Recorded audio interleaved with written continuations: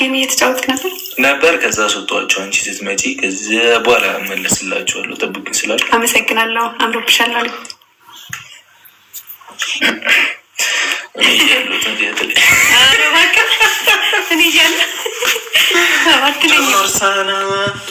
ዶርሳና እዚህም እዛም ጋር እኔም ወዳችኋለሁ። እኔም ደስ ብሎኛል ስላየኋችሁ፣ ስላየንሽ ደስ ብሎኛል እያሉ ድካም እየተሰማሽ ነው። አረገሽ እንዴ አንቺ? ይመር አመረርሽ እንዴ? አራት በአንዴ? አይ ሁለት ይሻላል። ሁለት አራት ከምቸገር ለጊዜ አይሻልም? ቤተሰብ ምን ታስባላችሁ? 2200 ሰው አለ እና ሀሳባችሁ ይሻላል። መንታ እኔ እንደዛ ነው የተመረጥኩት። እናንተ ምን አለባችሁ? እነዚህ አው ይላሉ እኮ ምን አለባችሁ?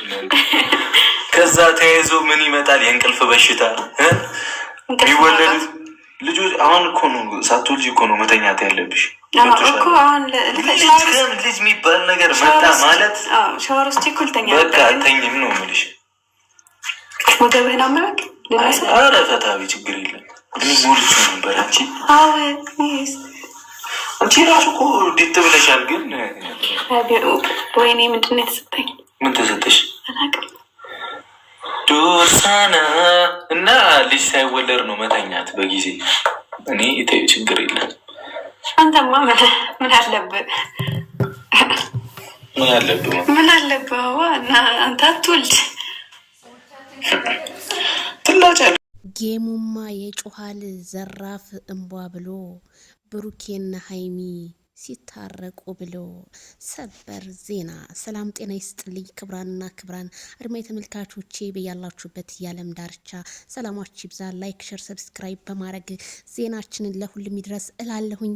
ታዲያ ትናንትና ሌሊቱን ማነጋገሪያ የሆኑት ብሩኬና ሀይሚ አንበሳ በመውረድና እንዲሁም የተለያዩ አበባዎችን ጠብ ጉድ እስከሚባል ድረስ እንግዲህ የገባው ጌም ተጫዋቹን ሁላ ብሩኬ ማሸነፉና የማዳም ቅመሞች ዘራፍ እያሉ ለብሩኬ አንበሳ ማውረዳቸው ቢሰማም የማዳም ቅመሞች የራሳቸውን ሕይወትን ሳይኖሩ ለዩቲዩበሮች ነው የሚኖሩት ለምትሉ እንዴ ታዲያ ካለው የሰጠ ሰው ንፉጋ ይባላል ሲባል እሰማለሁ።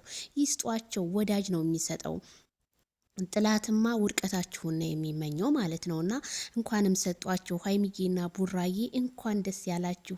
አቤት ውበታችሁ ድምቅምቅ ብላችኋል እኮ። እኔ አመለጠኝ አይገርምም? ላይቭ ላይ ገብቼ ማለት ነው ላይቫቸው አመለጠኝ ማለት ነው። ሀይሚዬን እንደዚህ ሲማት ጥላቶች ብሩኬን የሚፈልጉት ሁሉ ቅጥልጥል አሉ።